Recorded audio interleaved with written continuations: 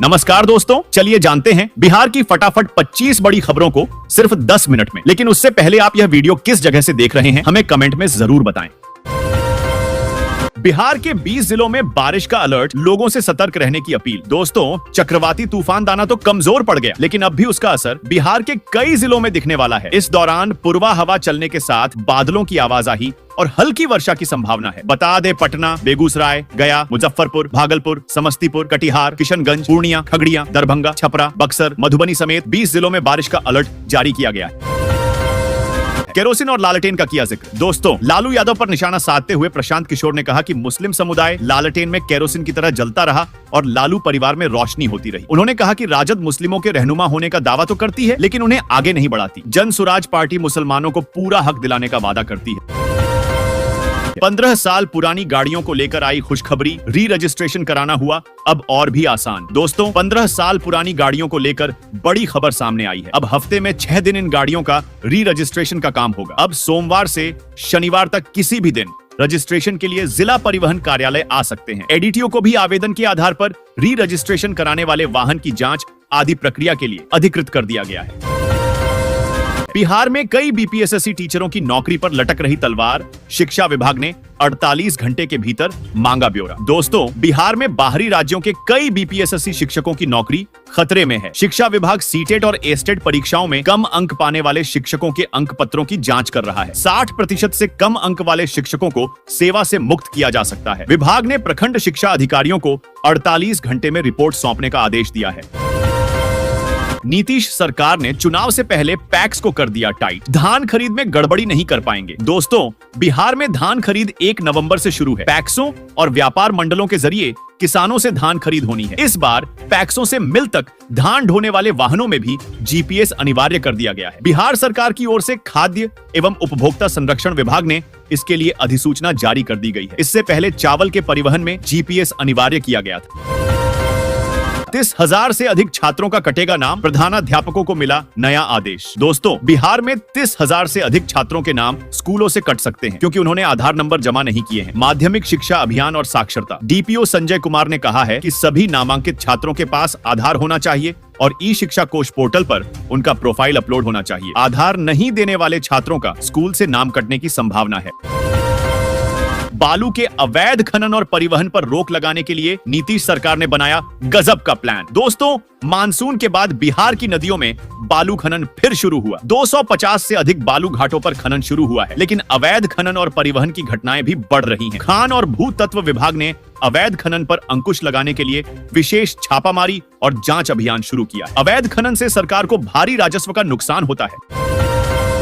बिहार में किसानों की अब बढ़ जाएगी आमदनी, नीतीश सरकार का नया प्लान तैयार। दोस्तों, बिहार में किसानों को केले की खेती से समृद्ध बनाने के लिए सरकार ने नया प्लान तैयार किया है। पपीता के साथ केले की खेती का रकबा बढ़ाया जाएगा। किसानों को प्रशिक्षित करने के बाद 50% तक अनुदान दिया जाएगा। जिले में 65 हेक्टेयर में केला और पपीता की खेती होगी। किसानों को सलाहकार भी मिलेंगे।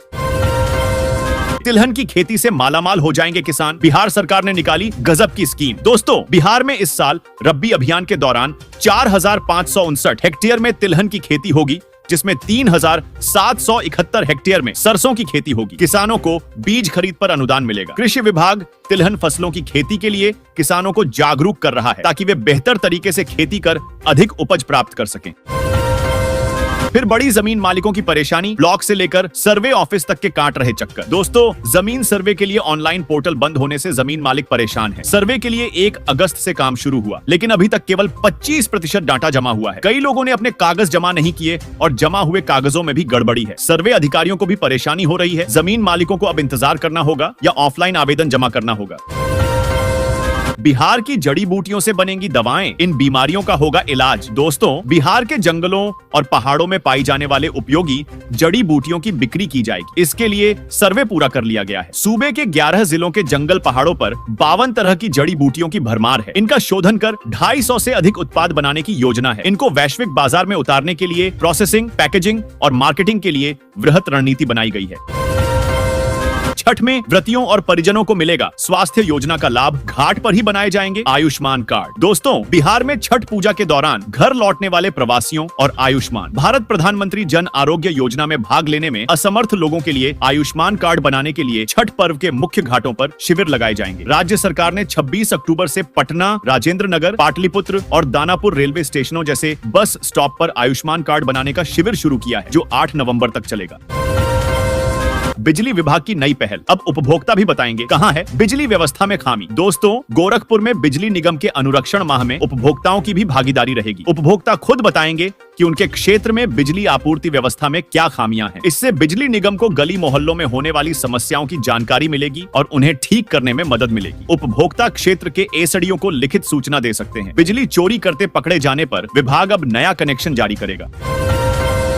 आ गई खुशखबरी, अब महिलाओं को मिलेंगे 1500 रुपए महीना। दोस्तों, सरकार ने महिलाओं को आर्थिक सशक्तिकरण के लिए मुख्यमंत्री माझी लाड़की बहन योजना शुरू की है, जिसके तहत महिलाओं को हर महीने सीधे बैंक खाते में 1500 रुपए का लाभ दिया जाएगा। इस योजना के प्रति महिलाओं का उत्साह जबरदस्त है और अब तक राज्य भर से लाखों महिलाओं ने इसके लिए आवेदन किया है। अब तक लगभग 1.5 लाख से अधिक महिलाओं को इस योजना का सम्मान निधि मिल चुका है। लेकिन कुछ महिलाएं जिन्होंने आवेदन किया है, उनके बैंक खातों में अभी तक पैसे जमा नहीं हुए हैं। इस देरी को लेकर महिलाओं के मन में कई सवाल हैं। पैसे कब जमा होंगे? क्या आवेदन में कोई त्रुटि है? ऐसी सभी शंकाओं का समाधान अब मिल सकता है। सरकार ने इस बात की पुष्टि की है कि धनराशि का वितरण प्रगति पर है और जल्द ही बाकी आवेदिकाओं को भी इसका लाभ मिलेगा। इसलिए जिन महिलाओं के खातों में अभी तक पैसे नहीं पहुंचे हैं, वे चिंतित न हो, क्योंकि उनका भुगतान प्रक्रिया में है। बता दें कि जिसने भी इस योजना में अभी तक आवेदन नहीं किया है, तो वह कैसे आवेदन कर सकते हैं और कौन कौन से डॉक्यूमेंट लगते हैं, चलिए इस वीडियो के माध्यम से आप लोगों को बताते हैं। सरकार द्वारा शुरू की गई एक विशेष पहल है, जिसका उद्देश्य